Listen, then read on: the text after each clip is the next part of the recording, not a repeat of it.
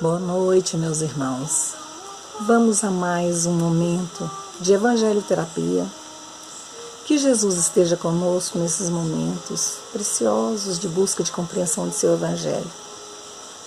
Hoje nós falaremos um pouco sobre os itens de 3 a 9 do capítulo 18. Muitos são os chamados, poucos os escolhidos. Onde falaremos sobre a porta estreita e o item também aqueles que dizem Senhor, Senhor. Mateus, no capítulo 7, versículo 13 e 14, diz: Entrai pela porta estreita, porque a porta da perdição é larga e o caminho que conduz a ela é espaçoso e muitos são os que entram por ele. Mas a porta da vida é pequena e o caminho que a ela conduz é estreito e poucos são os que o encontram. E aí eu pergunto, meus irmãos, por que é larga a porta da perdição e estreita a da salvação? O item 5 do Evangelho, segundo o Espiritismo, ele nos responde que a porta da perdição é larga porque as más paixões são numerosas e a estrada do mal é frequentada pela maioria. A da salvação é estreita porque o homem que quer transpô-la deve fazer grandes esforços em relação a si próprio, para vencer suas más tendências, e poucos se resignam a isso. E esse é o complemento da máxima: muitos são os chamados, poucos os escolhidos. Meus irmãos, nós temos visto no nosso dia a dia que a humanidade passa por uma crise de moralidade assim sem tamanho, onde a falta de disciplina em controlar suas tendências ruins os tem levado a cometer uma série de coisas que com certeza dificultarão a atravessar a sua porta estreita. A questão 909 do Livro dos Espíritos diz que o homem poderia sempre vencer suas más tendências pelos seus esforços e que às vezes por fracos esforços. Só que lhe falta vontade, e somente a nossa vontade pode acelerar o nosso processo de evolução. Nós precisamos nos esmerar mais para alcançar o grau máximo de perfeição. Nós estamos, meus irmãos, a caminho do mundo de regeneração. E para passar de espírito imperfeito para bom espírito, o ser imortal precisa vencer por completo as más paixões e ter apenas o desejo do bem. E para isso, já dizia uma frase de Freud, a principal tarefa de uma existência é compreender a própria mente. Oh, quão difícil, né? Nós vemos, meus irmãos, que Deus, em sua bondade e sabedoria, Ele já nos coloca encarnados em lugares onde, assim, no automático, nós somos convidados a nos aprimorar. E Ele nos coloca em ambientes assim, familiares ou até profissionais, em que, para evoluirmos, nós somos obrigados a cumprir uma série de deveres.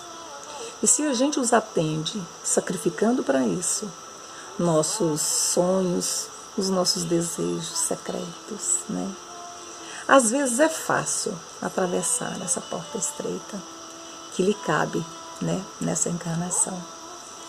Para isso, é urgente, meus irmãos, e necessário que a criatura encarnada se empenhe em ser profissionais honestos e competentes. Um pai e uma mãe presente e dedicado. Um filho respeitoso, obediente. Um aluno estudioso. Um irmão compreensivo. Um esposo fiel e afetuoso. Um cidadão honesto. Ela precisa atentar para os deveres de cada dia e cumpri-los sem buscar desculpas, para sua conduta errônea. Vamos aos itens 6 a 9. Aqueles que dizem Senhor, Senhor. Nem todos os que dizem Senhor, Senhor entrarão no reino dos céus, mas somente o adentrará quem faz a vontade de meu Pai que está nos céus. Assim, todo aquele que ouvir essas palavras que eu digo e as praticar será comparado a um homem sensato que construiu a sua casa sobre a rocha. E quando a chuva caiu e os rios transbordaram, e os ventos sopraram e precipitaram sobre a casa, ela não caiu porque estava alicerçada na rocha. Mas aquele que ouvir e não praticar será semelhante ao homem insensato que construiu sua casa na areia.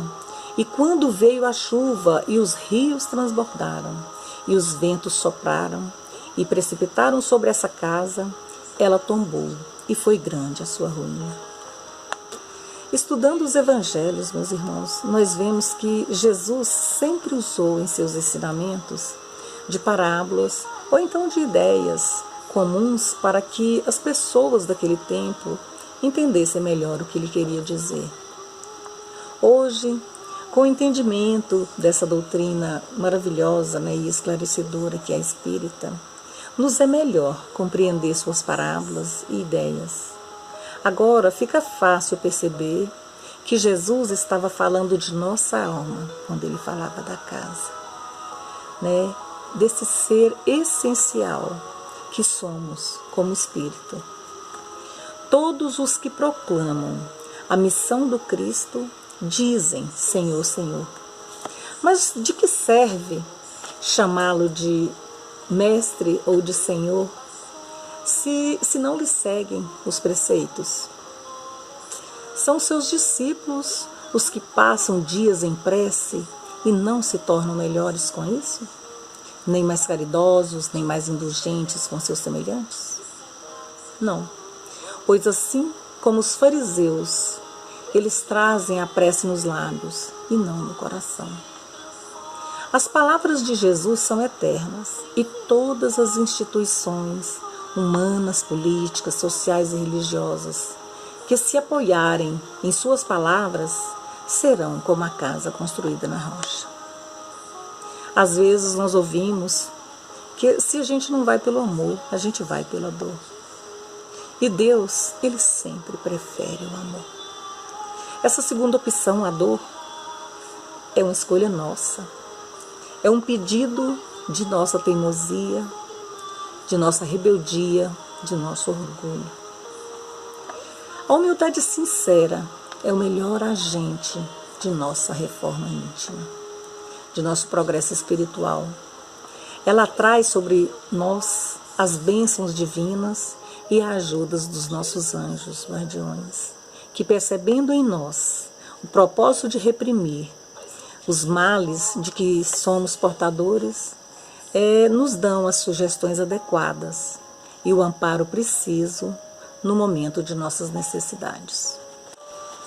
Emmanuel, no livro da Esperança, ele nos diz que as leis do universo, diligenciando a santificação das criaturas, não determinam que o mundo se converta em vale de mendicância e sofrimento, mas sim espera que o planeta se eleve à condição de moradia da prosperidade e da segurança para quantos lhe povoam as faixas de vida. Todos somos chamados à edificação do progresso com o dever de melhorarmos, colaborando na melhoria dos que nos cercam. Justo assim, posso deter um diploma acadêmico retendo prerrogativas de trabalho pela competência adquirida. No entanto, será crueldade não fazer nada fazer para que o próximo se desvencilhe da ignorância. Natural que desfrutes da residência dotada de todos os recursos que te garantem a euforia pessoal, mas é contrário à razão te endeuses dentro dela, sem qualquer esforço para que os menos favorecidos disponham de abrigo conveniente É compreensível guarneças a própria mesa com iguarias primorosas que te satisfaçam a dieta exigente. Entretanto, é absurdo esperares que a fome alheia te bata a porta. Perfeitamente normal que te vistas segundo os figurinos do tempo, manejando as peças de roupa que supunhas aconselháveis à própria apresentação. Contudo, é estranho confiar vestuário em desuso ao domínio da traça, desconsiderando a nudez dos que tremem de frio. Apoiemos o bem para que o bem nos apoie. Para isso, é preciso estender aos semelhantes os bens que nos felicitam. Repara a natureza no sistema de doações permanentes em que se expressa. O céu reparte a luz infinitamente. O solo descerra energias e riquezas sem conta. As fontes ofertam águas, as árvores dão seus frutos. Felicidade sozinha será de certo egoísmo consagrado. Toda vez que dividimos a própria felicidade com os outros, a felicidade dos outros, devidamente aumentada, retorna dos outros ao nosso coração, multiplicando a felicidade verdadeira dentro de nós. Emmanuel, no livro da Esperança. Que Jesus nos abençoe à noite, que vocês tenham entendido um pouco mais desse Evangelho.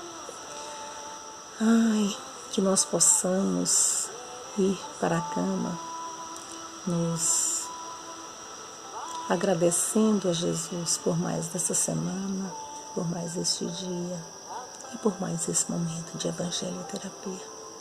Que assim seja.